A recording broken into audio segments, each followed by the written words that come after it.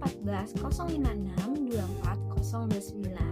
Nah, di video kali ini tuh aku bakal ngebahas tentang salah satu fenomena yang lagi happening banget di kalangan pemuda zaman sekarang ini, yaitu adalah quarter life crisis. Siapa sih yang gak pernah dengar istilah quarter life crisis ini? Nah, pasti banyak dari kita yang pernah ngerasa bingung dalam hidup kita sendiri nih. Kayak kita tuh sering banget ngeliat teman-teman kita tuh udah punya banyak pencapaian, udah sukses, nah udah tahu nih arah hidupnya teman kita tuh pada mau kemana, sementara kita tuh kayak ngerasanya tuh masih stuck di sini-sini aja, belum ada tahu tujuannya mau jadi apa ke depannya. Kayak walaupun kayak sekarang tuh ngejalanin hidup tuh kayak ya udah jalanin aja, kayak gak ada tujuan, yang penting kayak udah jalanin aja. Nah, atau mungkin tiap kita buka TikTok juga tuh, di Instagram, di TikTok tuh banyak banget hal-hal yang buat kita jadi overthinking karena ngelihat kehidupan orang lain yang seumuran sama kita tuh kayak udah sempurna banget hidupnya, kayak udah ada tujuannya. Nah, di kondisi seperti ini tuh sekarang kita sering banget disebut dengan namanya itu quarter life crisis. Nah, fenomena ini tuh biasanya terjadi di banyak pemuda yang dialami pada usia sekitar 18 sampai 25 tahun.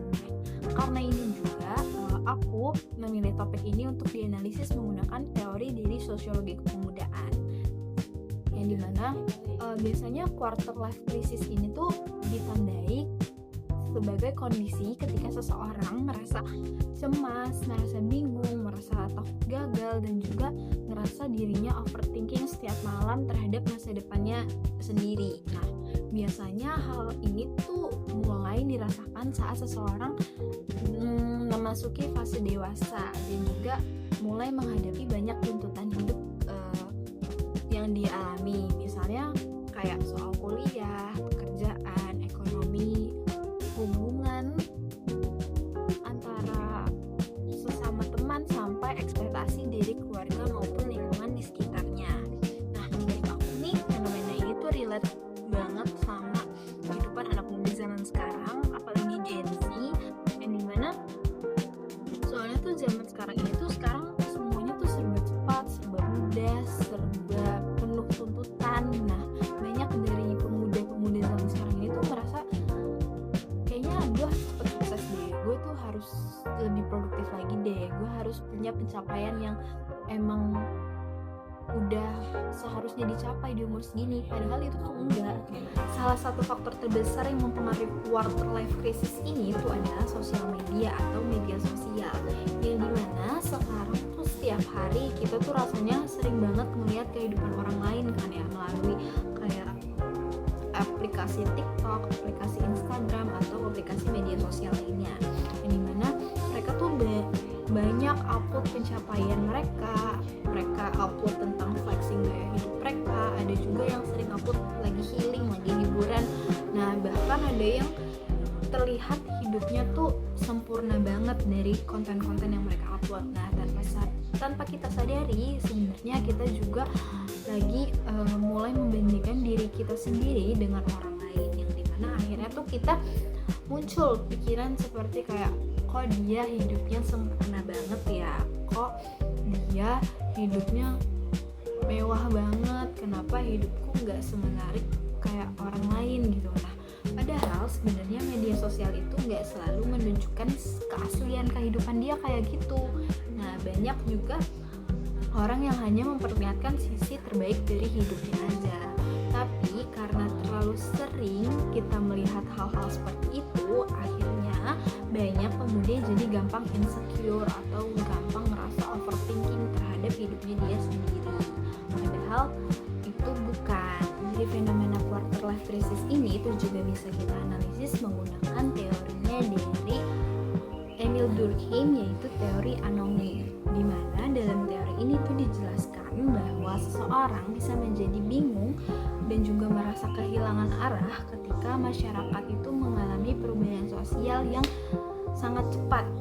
Nah, kalau dikaitkan dengan kehidupan yang sekarang nih yang kita lagi alamin, perkembangan teknologi dan juga media sosial yang cepat dan pesat membuat standar kehidupan berubah dengan cepat juga, yang dimana anak muda sekarang itu jadi merasa harus mengikuti banyak tuntutan sosial yang ada di sekitar mereka atau di sekitar masyarakat.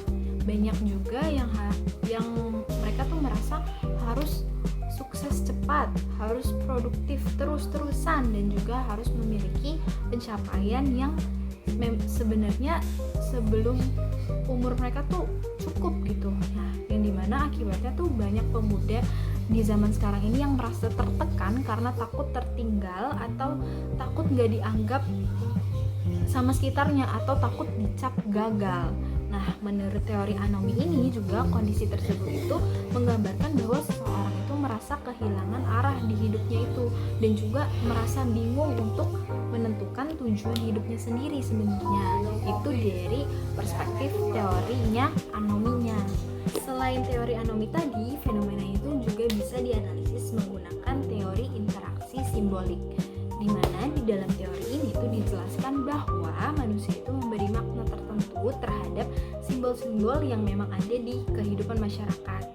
Nah, seperti sekarang, kesuksesan itu tuh sering disimbolkan lewat sebuah hal seperti pekerjaan yang keren, gaji besar, relationship goals, atau lifestyle mewah yang digunakan, atau juga dilihat dari sering traveling kemana-mana. Nah, karena simbol-simbol itu tuh terus muncul di media sosial, banyak pemuda jadi merasa harus mencapai semuanya supaya dianggap berhasil.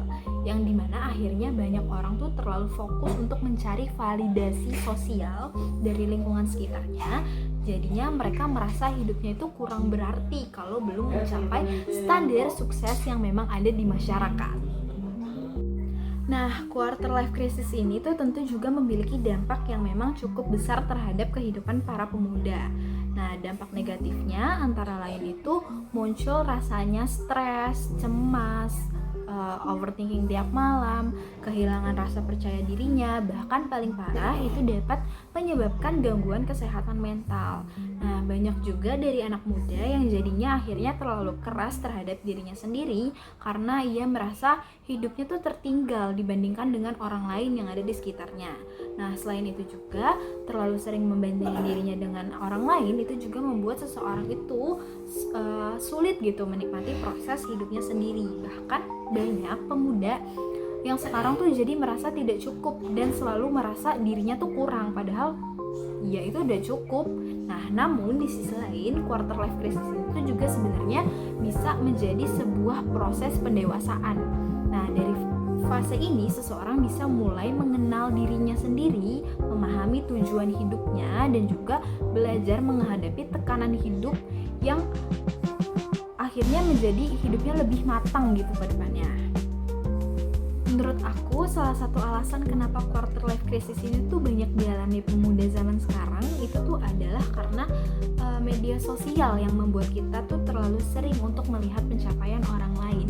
Padahal yang kita ketahui, setiap orang tuh punya waktunya masing-masing, punya momennya masing-masing, dan juga punya jalan hidup yang memang berbeda-beda setiap individunya. Kadang kita tuh lupa bahwa hidup itu bukan sebuah perlombaan yang akan ditentukan pemenangnya siapa. Gak semua orang tuh harus sukses di umur yang sama. Ada orang yang memang perlu berhasil tuh memerlukan waktu yang cukup panjang, memerlukan proses yang lebih lama, dan itu sebenarnya merupakan hal yang normal di kalangan pemuda yang seharusnya. Nah, kesimpulan yang dapat kita simpulkan adalah bahwa quarter life crisis ini itu merupakan fenomena sosial yang memang banyak dialami pemuda di zaman sekarang ini akibat tekanan sosial media yang memang tinggi, perkembangan media sosial yang berkembang secara pesat, dan juga standar kehidupan dalam masyarakat yang memang meningkat setiap tahunnya. Nah, dalam perspektif sosiologi kepemudaan, fenomena ini tuh dapat dianalisis menggunakan dua teori, yaitu teori anomi dan juga teori interaksi simbolik. Nah, karena itu juga pemuda perlu lebih belajar menghargai sebuah proses dalam hidupnya itu sendiri dan juga tidak terus-menerus membandingkan dirinya dengan sekian pembahasan yang dapat saya sampaikan. Kurang lebihnya mohon maaf. Sampai bertemu di video selanjutnya.